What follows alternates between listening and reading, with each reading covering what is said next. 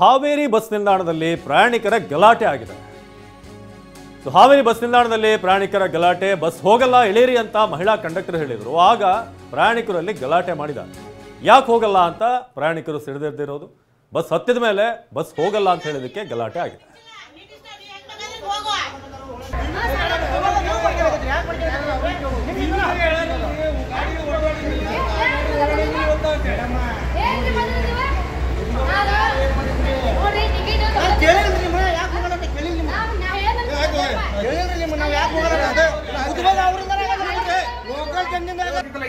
ನಾವು ಹೋಗಿದ್ವಿ ಈಗ ಯಾರ ಸಂಬಂಧ ಬಂದಿರಿ ನೀವು? ನಿಮ್ ಸಂಬಂಧ ಬಂದಿರ ಹೋಗ್ತಾನೆ, ನಮ್ ಸಂಬಂಧ ಬಂದಿರ ನೀವು ಎಲ್ಲಾರು ನಮ್ ಸಂಬಂಧ ಬಂದಿರ್ತಾವ್ರಿ. ನೌಕರಿ ಮಾಡದೆ ನೌಕರಿ ಮಾಡ್ತೀರಿ, ನಿಮ್ ಪ್ರೈವೇಟ್ ಆಗಿ ಏನ್ ನೌಕರಿ ಮಾಡಂಗಿಲ್ಲ. ಗೊತ್ತಾಗಲ್ಲ ಅವ್ರಿಗೆ.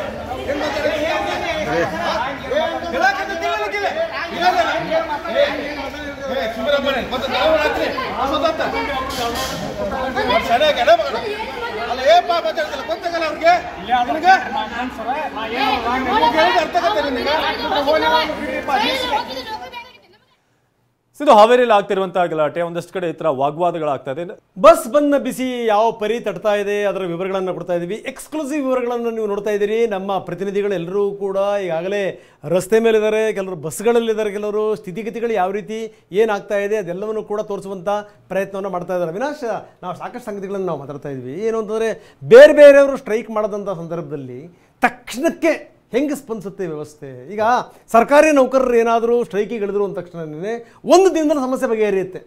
ಗೊತ್ತಿದೆ, ಸರ್ಕಾರಕ್ಕೆ ಗೊತ್ತಿದೆ, ಏನಾದರೂ ಸರ್ಕಾರಿ ನೌಕರರು ಪ್ರತಿಭಟನೆ ಮಾಡಿಬಿಟ್ರೆ ಸರ್ಕಾರಿ ಯಂತ್ರ ಸ್ಥಗಿತಗೊಂಡು ಬಿಡುತ್ತೆ ಅನ್ನುವಂಥದ್ದು ಗೊತ್ತಿದೆ. ಅದಕ್ಕೋಸ್ಕರ ತಕ್ಷಣಕ್ಕೆ ಧಾವಿಸ್ತಾರೆ. ಈ ಏನಾದರೂ ಈ ನಿಗಮಗಳಿರ್ತಾವಲ್ಲ, ಈ ಬೆಸ್ಕಾಮ್ ಆಗಿರ್ಬೋದು, ಹೆಸ್ಕಾಮ್ ಆಗಿರ್ಬೋದು, ಅಂಥವೆಲ್ಲ ಇದಾವಲ್ಲ, ಅವ್ರೇನಾದರೂ ಪ್ರತಿಭಟನೆ ಮಾಡಿದ್ರೆ ತಕ್ಷಣಕ್ಕೆ ಸ್ಪಂದಿಸ್ತಾರೆ. ಯಾಕಂದರೆ ಅವ್ರು ಬರೀ ಪ್ರತಿಭಟನೆ ಮಾಡಲ್ಲ, ಶಾಕ್ ಕೂಡ ಕೊಡ್ತಾರೆ. ಕರೆಂಟ್ ಇಲ್ಲ ಅಂದರೆ ಹೆಂಗಾಗುತ್ತೆ ಹೇಳಿ? ಆದರೆ ನಾನು ಹೇಳ್ತಾ ಇದ್ದೆ, ಮತ್ತದನ್ನು ರಿಪೀಟ್ ಮಾಡಲೇಬೇಕು. ಕೆಲವು ಜನ ಈ ಪಾಪದವರು ಇದ್ದಾರೆ. ಈ ಅಂಗನವಾಡಿ ಕಾರ್ಯಕರ್ತರು, ಆಶಾ ಕಾರ್ಯಕರ್ತರು, ಈ KSRTC ಅಂದರೆ ಈ ಸಾರಿಗೆ ನೌಕರರು, ಅವರು ಸ್ಟ್ರೈಕ್ ಮಾಡಿದಾಗ ಯಾವುದೂ ಕೂಡ ಸಕ್ಸಸ್ ಆಗಲ್ಲ. ಸಂಗತಿ ಇದು ನೋಡಿ, ಶಕ್ತಿ ಯೋಜನೆ ಸಕ್ಸಸ್ ಆಗಿದ್ದು ಹೆಂಗೆ? ಇವ್ರು ಕೆಲಸ ಮಾಡಿದ್ದಕ್ಕೆ ತಾನೇ. ಹೆಣ್ಣುಮಕ್ಕಳನ್ನು ಕರೆಕ್ಟಾಗಿ ಕರ್ಕೊಂಡೋಗಿ ಅವರು ಫ್ರೀಯಾಗೆ ಅವ್ರನ್ನೆಲ್ಲ ಸಂಬಂಧಪಟ್ಟಂಥ ಸ್ಥಳಕ್ಕೆ ಮುಟ್ಟಿಸಿ ಬರ್ತಿರೋದ್ರಿಂದ ತಾನೇ ಶಕ್ತಿ ಯೋಜನೆ ಸಕ್ಸಸ್ ಆಗಿರೋದು. ಆದರೆ ಶಕ್ತಿ ಯೋಜನೆ ಸಕ್ಸಸ್ ಆಗಿ ಈ ಸಂಸ್ಥೆಯ ಶಕ್ತಿನೇ ಕಳೆದುಬಿಟ್ರೆ, ಸಂಸ್ಥೆಗೆ ನಿಶಕ್ತಿ ತಂದುಬಿಟ್ರೆ ಅದನ್ನು ಕೇಳೋರು ಯಾರು? ಈಗ ಬಹಳಷ್ಟು ಜನ PIL ಕೂಡ ಹಾಕೊಂಡಿದಾರಂತೆ, ಹಾಕೊಳ್ಳಿ. ಆದರೆ ನಿಜಕ್ಕೂ ಏನು ಅಂದರೆ ಇವ್ರಿಲ್ದೇ ಪಾಪ ಕೆಟ್ಟದಾಗ್ತಾ ಇದೆ, ಅವ್ರಿಗೆ ತೊಂದರೆ ಆಗ್ತಾ ಇದೆ ಅಂತ ಯಾರಾದರೂ PIL ಹಾಕೊಳ್ತಾರ? ಇದು ಸಂಗತಿ. ಬನ್ನಿ, ಹಲವಾರು ಜನ ಪ್ರತಿನಿಧಿಗಳು ನಮ್ಮ ಹಾಸನದ ಪ್ರತಿನಿಧಿ ಮಂಜುನಾಥ್ ಈಗ ಜಾಯ್ನ್ ಆಗಿದ್ದಾರೆ. ಈಗ ಬಸ್ನಿಂದಲೇ ನೇರ ಸಂಪರ್ಕದಲ್ಲಿ ಹುಬ್ಬಳ್ಳಿಯಿಂದ ಸಂಜಯ್, ಹಾಗೆ ದಾವಣಗೆರೆಯಿಂದ ಬಸವರಾಜ್ ಜಾಯ್ನ್ ಆಗಿದ್ದಾರೆ. ಮೊದಲು ಮಂಜುನಾಥ್ ಬಳಿ ಹೋಗಿದ್ದಾರೆ ಹಾಸನದಿಂದ. ಮಂಜುನಾಥ್, ಈಗ ನೀವು ಚಲಿಸ್ತಿರುವಂತಹ ಬಸ್ನಲ್ಲೇ ಇದ್ದೀರಾ, ಸದ್ಯಕ್ಕೆ ಏನಂತಾರೆ ಪ್ರಯಾಣಿಕರು? ಎಷ್ಟು ಮಟ್ಟಿಗೆ ಬಸ್ ವ್ಯವಸ್ಥೆ ಇದೆ ಹಾಸನದಲ್ಲಿ?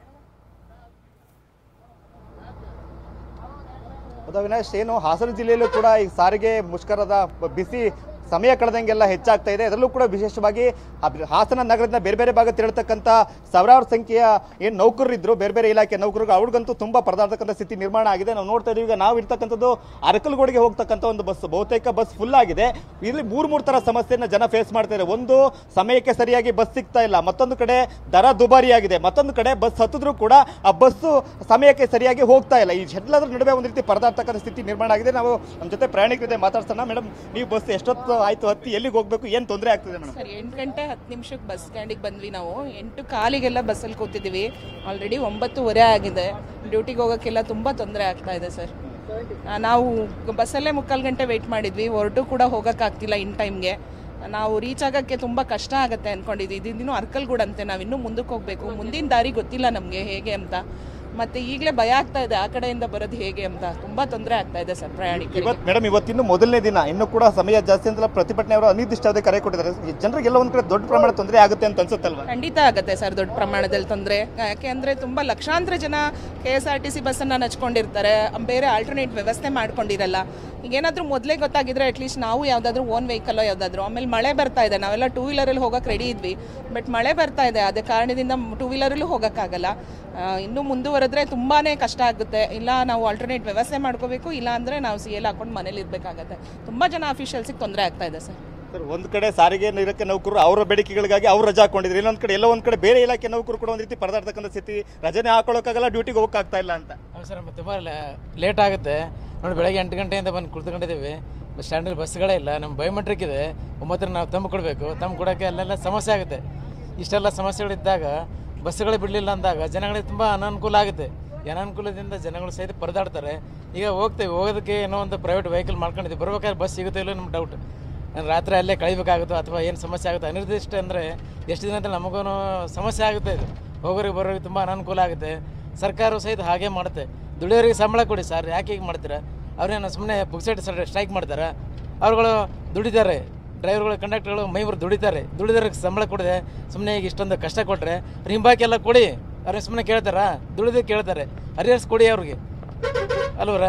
ಮತ್ತೆ ಹೀಗೆಲ್ಲ ಮಾಡ್ತಾ ಕುಳಿತುಕೊಂಡ್ರೆ ಹೇಳ್ತಕ್ಕಂಥ ಬಂದ್ರೆ ಈಗೇಗೋ ಗಂಟೆಗಳ ಗಟ್ಟಲೆ ಕಾಯ್ದು ನಾವು ಹೋಗ್ತಾ ಇದೀವಿ, ಆದ್ರೆ ವಾಪಸ್ ಬರ್ಲಿಕ್ಕೆ ಬಸ್ ಸಿಗ್ತದೆ ಇಲ್ವಾ ಅಂತಕ್ಕಂಥ ಪ್ರಶ್ನೆ ಸಹಜವಾಗಿದೆ. ಹೇಳಿ ಮೇಡಮ್, ನೀವು ಎಲ್ಲಿಗೆ ಹೋಗ್ತಾ ಇದ್ದೀರಿ? ಮೇಡಮ್, ನಿಮ್ಗೆ ಯಾವ ರೀತಿ ತೊಂದರೆ ಆಗುತ್ತೆ? ಇವಾಗೇನೋ ಹೋಗ್ತಿದ್ರಿ, ವಾಪಸ್ ಬರೋದಕ್ಕೆ ಕೂಡ ಸಮಸ್ಯೆ ಇದೆ ಅಲ್ವಾ? ಹೌದು ಸರ್, ನಮಗೆ ಬಯೋಮೆಟ್ರಿಕ್ ವ್ಯವಸ್ಥೆ ಇದೆ ಆಫೀಸಲ್ಲಿ. ಹಂಗಾಗಿ ನಮಗೆ ಸಂತೆ ಇವಾಗ ಹೋಗ್ತಾ ಇದ್ದೀವಿ, ಹೋಗೋ 10:30 ಆಗುತ್ತೋ 11 ಆಗುತ್ತೋ ಗೊತ್ತಾಗ್ತಿಲ್ಲ ನಮಗೆ. ಮತ್ತು ಈವ್ನಿಂಗ್ ಬರೋಕ್ಕೆ ನಮಗೆ ವ್ಯವಸ್ಥೆ ಇಲ್ಲ. ನೋಡ್ಬೇಕು ಸರ್, ಸ್ಟ್ಯಾಂಡಿಂಗ್ ಬಂದು ಹಿಂಗೆ ವೆಯ್ಟ್ ಮಾಡ್ಕೊಂಡು ಬರಬೇಕಷ್ಟೇ. ಇದು ಹಾಸನ ಜಿಲ್ಲೆ ಜನರು ಫೇಸ್ ಮಾಡ್ತಿರ್ತಕ್ಕಂಥ ಸಮಸ್ಯೆ. ಅಂದರೆ ಒಂದು ಕಡೆ ಸಾಮಾನ್ಯ ಜನರು ಓಡಾಡೋದನ್ನ ಬಹುತೇಕ ಕಡಿಮೆ ಮಾಡಿದ್ದಾರೆ, ಆದರೆ ಬೇರೆ ಬೇರೆ ಇಲಾಖೆಯಲ್ಲಿ ಕೆಲಸ ಮಾಡ್ತಕ್ಕಂಥವ್ರು ಕೆಲಸಕ್ಕೆ ಹೋಗಲೇಬೇಕು, ಇಲ್ಲಾಂದ್ರೆ ಅವ್ರಿಗೆ ಆಬ್ಸೆಂಟ್ ಆಗುತ್ತೆ. ಹಾಗಾಗಿನೇ ಹೊರಟಿರ್ತಕ್ಕಂಥ ಜನರಿಗೆ ಬಸ್ ಇಲ್ಲದಿರ್ತಕ್ಕಂಥ ದೊಡ್ಡ ಪ್ರಮಾಣದ ಸಮಸ್ಯೆನ ತಂದಿಟ್ಟಿರ್ತಕ್ಕಂಥದ್ದು. ರಂಗನಾಥ್, ಎಸ್, ಹಾಗೆ ಸಂಪರ್ಕದಲ್ಲಿದೆ ಮಂಜುನಾಥ್. ಇನ್ನು ಸಂಜಯ್ ಹುಬ್ಬಳ್ಳಿಯಿಂದ ಜಾಯ್ನ್ ಆಗಿದ್ದಾರೆ. ಸಂಜಯ್, ಆಗಲೇ ನೀವು ಬೆಳಗ್ಗೆಯಿಂದ ಅಪ್ಡೇಟ್ಸ್ ಅನ್ನ ಕೊಡ್ತಾ ಇದ್ರಿ. ಎಷ್ಟು ಮಟ್ಟಿಗೆ ಅಂತಂದ್ರೆ ಅಲ್ಲಿ ಸಿಬ್ಬಂದಿ ಫೋನ್ಗಳನ್ನು ಕೂಡ ಸ್ವಿಚ್ ಆಫ್ ಮಾಡಿ ಇಟ್ಕೊಂಡಿದ್ರು, ಎಲ್ಲಾದ್ರೂ ಮೇಲಾಧಿಕಾರಿಗಳಿಂದ ಕರೆ ಬರುತ್ತೆ ಅನ್ನೋದಿತ್ತು. ಈಗ ಬಸ್ಗಳ ವ್ಯವಸ್ಥೆ ಇದೆಯಾ? ಖಾಸಗಿ ಬಸ್ ವ್ಯವಸ್ಥೆ ಏನಾದರೂ ಆಗಿದೆಯಾ? ಹೇಗೆ ಸಂಜಯ್? ಅವಿನಾಶ್, ಸಾರಿಗೆ ಸಂಸ್ಥೆಯ ನೌಕರರ ಮುಷ್ಕರದಿಂದಾಗಿ ಹುಬ್ಬಳ್ಳಿಯಲ್ಲಿ ದೊಡ್ಡ ಮಟ್ಟದ ಸಮಸ್ಯೆ ಆಗಿರುವಂಥದ್ದು. ಹುಬ್ಬಳ್ಳಿ ಸೇರಿದಂತೆ ಧಾರವಾಡ ಜಿಲ್ಲೆಯಲ್ಲಿ ಸರಿಸುಮಾರು 10 ಡಿಪೋಗಳಿರುವಂಥದ್ದು. 387 ಬಸ್ಗಳ ಪೈಕಿ ಕೇವಲ 80 ಬಸ್ಗಳು ಮಾತ್ರ ರಸ್ತೆಗಳಿರುವಂಥವು. ಬಹುತೇಕ ಬಸ್ಗಳು ರಸ್ತೆಗಳಿಲ್ಲ. ಹೀಗಾಗಿ ಪ್ರಮುಖವಾಗಿ ಅಂತಂದ್ರೆ ವಿದ್ಯಾರ್ಥಿಗಳು ದೊಡ್ಡ ಮಟ್ಟದಲ್ಲಿ ಒಂದು ಸಮಸ್ಯೆನ ಎದುರಿಸ್ತಾ ಇರುವಂಥದ್ದು. ಅದರಲ್ಲೂ ಕೂಡ ಯಾಕಂದ್ರೆ ಹಳ್ಳಿಯಿಂದ ಇದೀಗ ಹುಬ್ಬಳ್ಳಿ ನಗರಕ್ಕೆ ಅನೇಕ ವಿದ್ಯಾರ್ಥಿಗಳು ಬಂದಿದ್ದಾರೆ. ಇದೀಗ ಹುಬ್ಬಳ್ಳಿ ನಗರದಿಂದ ಅವರ ಶಾಲೆಗಳಿಗೆ ಹೋಗಲಿಕ್ಕೂ ಆಗ್ತಾ ಇಲ್ಲ, ಜೊತೆಗೆ ಮರಳಿ ತಮ್ಮೂರಿಗೆ ಹೋಗಲಿಕ್ಕೂ ಕೂಡ ಆಗದಂತ ಒಂದು ಸ್ಥಿತಿ ನಿರ್ಮಾಣವಾಗಿರುವಂಥದ್ದು. ಹುಬ್ಬಳ್ಳಿ ನಗರದ ಹೊಸೂರು ಬಸ್ ನಿಲ್ದಾಣದಲ್ಲಿ ಅನೇಕ ವಿದ್ಯಾರ್ಥಿಗಳು ಬಸ್ಗಾಗಿ ಕಾಯ್ತಾ ಇರುವಂಥದ್ದು. ತಮ್ಮ ಕಾಲೇಜಿಗೆ ಹೋಗಲಿಕ್ಕೆ ಕೂಡ ಆಗ್ತಾ ಇಲ್ಲ, ಜೊತೆಗೆ ಮರಳಿ ತಮ್ಮೂರಿಗೆ ಹೋಗೋಣ ಅಂತಂದ್ರೆ ಅದಕ್ಕೂ ಕೂಡ ವ್ಯವಸ್ಥೆ ಇಲ್ಲ. ಮತ್ತೊಂದೆಡೆ ಅಂತಂದ್ರೆ ವಿದ್ಯಾರ್ಥಿಗಳು ಬಸ್ ಪಾಸ್ ಅನ್ನ ತೆಗೆದುಕೊಂಡಿದ್ರು, ಈಗಾಗಲೇ ಹಣ ಕೊಟ್ಟು ಬಸ್ ಪಾಸ್ ಅನ್ನ ತೆಗೆದುಕೊಂಡಿದ್ರು. ಇದೀಗ ಖಾಸಗಿ ವಾಹನಗಳಿಗೆ ಹೋಗ್ಬೇಕಂದ್ರೆ ಹಣ ಕೊಟ್ಟು ಅವರು ಹೋಗಬೇಕು. ಅದಕ್ಕೂ ಕೂಡ ಯಾಕಂದ್ರೆ ವಿದ್ಯಾರ್ಥಿಗಳು ಅಷ್ಟು ಹಣವನ್ನ ತಂದಿರೋದಿಲ್ಲ.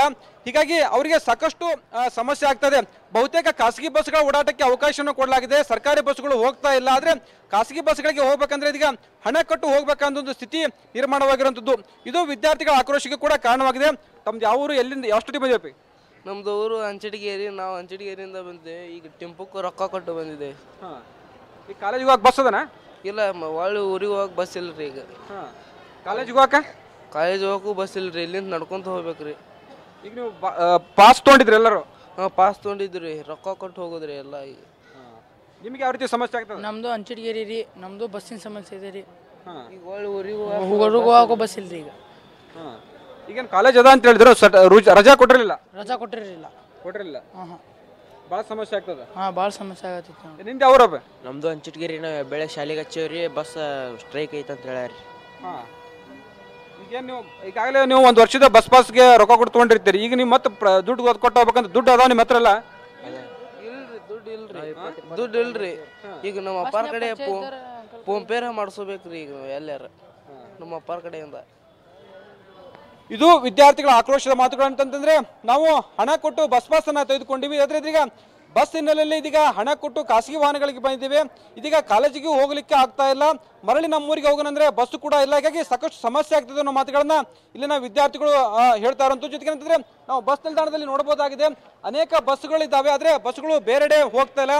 ಅನೇಕ ಖಾಸಗಿ ವಾಹನಗಳಿದ್ರು ಕೂಡ ಬಹುತೇಕ ಅಲ್ಲಿ ಕೂಡ ಹೆಚ್ಚಿನ ಪ್ರಯಾಣಿಕರು ಹೋಗ್ತಾ ಇಲ್ಲ. ಯಾಕಂದ್ರೆ ಬಹುತೇಕರು ಶಕ್ತಿ ಯೋಜನೆಯಲ್ಲಿ ಯಾರು ಕೂಡ ಹೆಚ್ಚಿನ ಜನರು ತಮ್ಮ ಆಧಾರ್ ಕಾರ್ಡ್ ಅನ್ನ ಇಟ್ಕೊಂಡು ಬಂದಿದ್ರು, ಆದ್ರೆ ಇದೀಗ ಅಂದ್ರೆ ಖಾಸಗಿ ವಾಹನಗಳು ಇರುವಲ್ಲಿ ಅಲ್ಲಿ ಕೂಡ ಹೋಗ್ತಾ ಇಲ್ಲ. ಹೀಗಾಗಿ ಸಾಕಷ್ಟು ಹುಬ್ಬಳ್ಳಿಯಲ್ಲಿ ಸಮಸ್ಯೆ ಆಗ್ತಾ ಇರುವಂತದ್ದು. ಅವಿನಾಶ್, ಓಕೆ ಸಂಜೆ, ಹಾಗೆ ಸಂಪರ್ಕದಲ್ಲಿ